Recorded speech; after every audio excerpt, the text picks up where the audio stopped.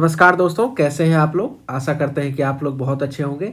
तो आज दोस्तों एक बहुत ही महत्वपूर्ण अपडेट निकल के आ रहा है 8 सीपीसी को लेकर। और जैसा कि आपने थंबनेल में देखा है कि मैंने लिखा है फाइनली एक्शन स्टार्टेड। तो दोस्तों ये एकदम बिल्कुल सही है, रियल एक्शन यहाँ से स्टार्ट होगा। ये क्यों होगा दोस्तों, मैं आपको बताना चाहूँगा। क्योंकि नवंबर में जब से 8 सीपीसी का गठन हुआ, उसके बाद से आपका जो भी 8 सीपीसी के चेयरमैन जो भी है, उनका जब से नियुक्ति हुई है और मेंबर्स की नियुक्ति हुई है, उसके बाद से कुछ बड़ा अपडेट देखने को नहीं मिल रहा था, जिसके कारण बहुत सारे कर्मचारी के मन में भी एक मायूसी छाई हुई थी कि कुछ मतलब कि स्पीड को लेके मतलब स्लो चल रहा है कमीशन का पेस।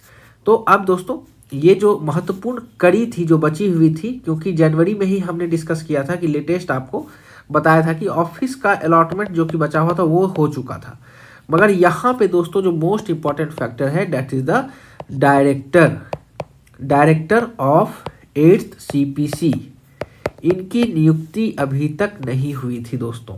तो ये दोस्तों मामला सॉर्ट आउट हो चुका है और डायरेक्टर की नियुक्ति हो चुकी है। और ये मैं आपको official update with official letter दिखाऊंगा। और सबसे चौंकाने वाली बात है दोस्तों, जो कि लेटर आया है उसके जो सेकंड पैराग्राफ में लिखा हुआ है, उसमें ये एक तरह से खुशखबरी भी आप मान सकते हो, क्योंकि सरकार ने वहाँ पे अर्जेंट एक्शन लेने को ठीक पूरा एकदम अर्जेंटली इस चीज़ को करने का हिदायत दिया है दोस्तों। इस चीज़ से क्या इफेक्ट होगा आगे, हमारी मीटिंग कब तक शेड्यूल हो सकती है, पहली एनजेसीएम जो भी हमारे एनजेसीएम के मेंबर्स हैं उनके और 8 सीपीसी के कमिटी मेंबर्स के बीच में, इसका भी दोस्तों हम लोग आकलन ही करेंगे। चलिए दोस्तों सबसे पहले चलते हैं ऑफिशियल लेटर की ओर, वहाँ पे देखते हैं क्या हुआ है पूरा अपडेट। तो दोस्तों ये आप देख सकते हो यहाँ पे इमीडिएट लिखा हुआ है, त्वरित कार्रवाई की जानी है इस लेटर पे। ये दोस्तों एकदम रिसेंट लेटर है 3 फरवरी 2026 का। और यहाँ पे आप इसका सब्जेक्ट भी पढ़ सकते हो, filling up of the post of director of 8 central pay commission. और यहाँ पे with name Shri Ashish Yadav, Indian defence account service 2012 batch के ऑफिसर, इनको डायरेक्टर नियुक्त किया गया है 8 सेंट्रल पे कमीशन का ऑन डेपुटेशन बेसिस।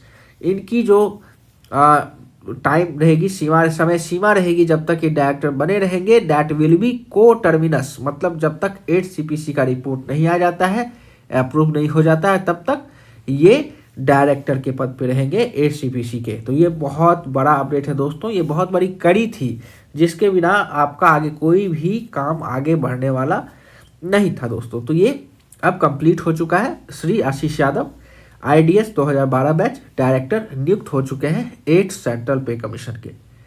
और इसके साथ ही दोस्तों ये भी कहा गया है कि जब तक मान लीजिए कुछ समय सीमा बढ़ाने का भी अवधि यहाँ पे रखा गया है प्रोविजन।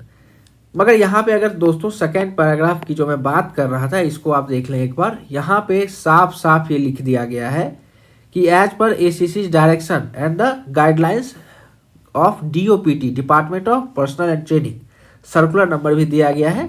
इसमें साफ साफ कहा गया है कि an officer should join the post within 3 weeks from the date of issue. मतलब 3 फरवरी को अगर ये लेटर आई है तो 21 दिन के अंदर ये कुर्सी पे बैठ जाएंगे और अपना काम स्टार्ट कर देंगे दोस्तों। Fall Fehling which the process of department from the central staffing scheme shall be initiated. एक तरह से आप देख सकते हैं कि एक कड़ा गाइडलाइन दिया गया है कि 3 वीक के अंदर आपको पद संभाल के काम स्टार्ट कर देना है। तो दोस्तों मैं अगर मान के चलूं कि 24 फरवरी से पहले डायरेक्टर साहब हमारी कुर्सी पे बैठ चुके होंगे और काम स्टार्ट हो चुका होगा, तो लास्ट फरवरी, क्योंकि आपको पता है मैंने पहले ही बताया था कि 25 फरवरी को एनजेसीएम ने अपना इंटरनल मीटिंग कॉल किया है, जिसमें वो सारे मुद्दों को लेकर डिस्कशन करेंगे जो वो सरकार के सामने रखना चाहते हैं। और लास्ट वीक ऑफ फरवरी में दोस्तों एक हम लोग एक्सपेक्ट कर सकते हैं कि एनजेसीएम और इधर आपका 8 CPC के जो ऑफिशियल्स हैं उनके बीच में एक मीटिंग आ सकती है, जिसमें मोटे मोटे तौर पे जो भी डिमांड है उसको रखा जाएगा, क्योंकि ये मीटिंग सब चलती रहेंगी। 1-2 मीटिंग्स नहीं, लगभग 20-25 मीटिंग्स चलेंगी डिफरेंट डिफरेंट डिपार्टमेंट से, डिफरेंट डिफरेंट एजेंसियों से। उसके बाद फाइनलाइज होगा आपका 8 CPC का रिपोर्ट, जिसमें कि आपका एरियर बेनिफिट्स अलाउंसेज ये सारे चीज़ डिस्कशन किए जाएंगे। जैसे जैसे दोस्तों सारे अपडेट्स आते जाएंगे, मैं आपको सबसे पहले इस चैनल पे अपडेट दूंगा। और कुछ भी अगर अलायंस को लेके या फिर आपके DA रेट फिटमेंट फैक्टर को लेके कुछ अपडेट आता है या अलायंस कितना बढ़ सकता है, इसको भी हम लोग आने वाले वीडियो में ज़रूर डिस्कस करेंगे दोस्तों। तो आशा करते हैं कि ये अपडेट आपको बहुत अच्छा लगा होगा और इन्फॉर्मेटिव लगा होगा। तो ऐसे ही दोस्तों चैनल से जुड़े रहें, ट्यून्ड अप रहें। जो नए हैं सब्सक्राइब करना, लाइक करना बिल्कुल मत भूलें। तब तक के लिए धन्यवाद। फिर किसी नेक्स्ट वीडियो में मिलते हैं आपके साथ।